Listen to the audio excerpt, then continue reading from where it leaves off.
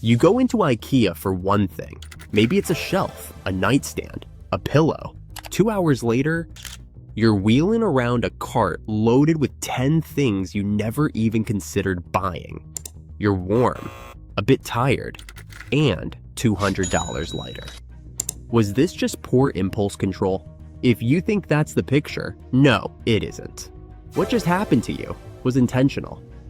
Welcome to IKEA, the world's largest furniture store, and the world's most evil psychological trap.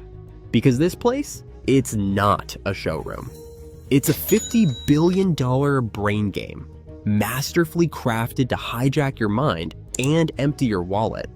And when you catch on to what they're doing, you'll never shop the same way again. Some experts explain this psychological trap precisely in the following tweet. But for those not familiar with the trap, you are just at the right place. Now, let's dive deeper. Let's start with the map of confusion. Ever tried to make a quick stop at IKEA? You can't. Why? Because IKEA is laid out like a lab rat maze. And you're the rat. There's no quick in and out. Instead, you're pulled along on a pre-specified floor plan. A winding course that takes you from room to room of elaborately built fantasies. There's only one way to go, and the exit? Forget it. That's hours down the line. Why would IKEA do this? Because the longer you're in here, the more you get to see. The more you see, the more you handle. The more you handle, the more you buy.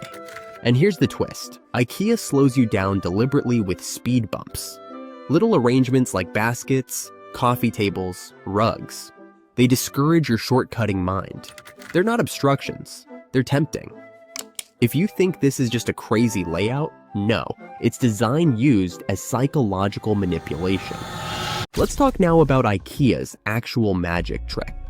They don't sell furniture, they sell your dream life. Every department is designed like a mini universe. A 400 square foot apartment that somehow manages to feel cozy, uncluttered, and just that. A children's bedroom that appears to have been taken directly from a Pinterest page. A kitchen so tidy you believe you'll finally be meal prepping. And your mind, it fascinates this up. Because what you're viewing isn't merely things, it's hope. It's, perhaps this lamp will help reduce my stress. It's, if I had that shelving unit, perhaps I'd finally be tidy. This is called aspirational marketing.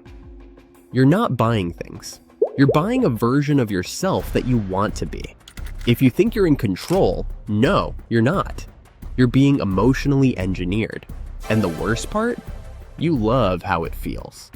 Next up, the price tricks.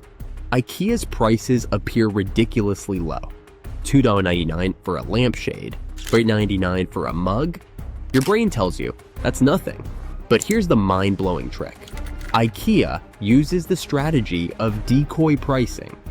Here's how it works in depth. They'll release 3 models of something. One really inexpensive, one middle of the road, one ridiculously overpriced and high-end. Your brain automatically gravitates towards the middle because it feels right. Not too cheap, not too expensive. That middle price, though, that's what they wanted you to buy all along. It's not a product, it's an anchor in your mind. Throw that into their micro spend plan. Small things that are too cheap to ignore. And before you know it, you're $130 in the hole in a cart full of mugs, mats, and sauces. If you think these prices are coincidental, no. They are psychological tricks used to trap you. Let's discuss what actually keeps you in IKEA for hours. The food court.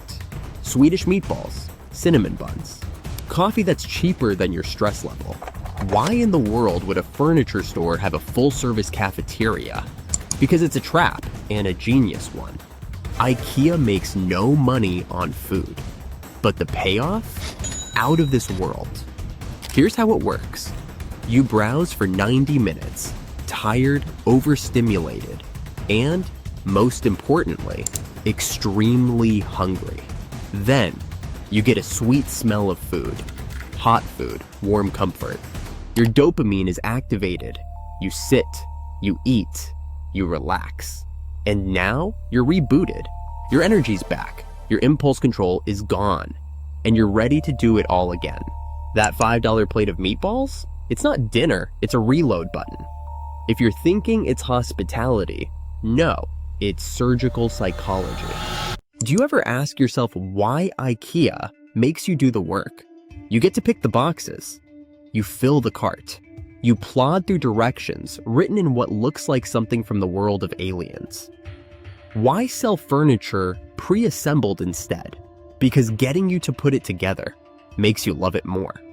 This is referred to as the IKEA effect, a reliably observed psychological effect. Can be challenging. The big idea behind the IKEA effect is consumers are more attached, have more positive feelings towards objects or things that we've put effort into, and that we actually think that they're more valuable. It's not just a piece of furniture, it's yours. You became invested in it, you sacrificed for it, and as a result of that, you're more likely to ignore its flaws, justify the price, and come back for more. If you're considering IKEA is getting you to work to be careful, no. They're getting you to work in order to master your brain. You finally made it. You navigated the maze, defied the manufactured fantasies, skirted around the meatballs, and took only what you needed. You're in the home stretch. But wait, here comes the final boss, the checkout. It's one last impulse attack. And guess what? Your brain is tired. Your willpower is gone. Your guard is down. So you add one more item, and then another, and another. It's called decision fatigue, and IKEA saves its best ammunition for when you're weakest. If you think you're just grabbing something on the way out, no.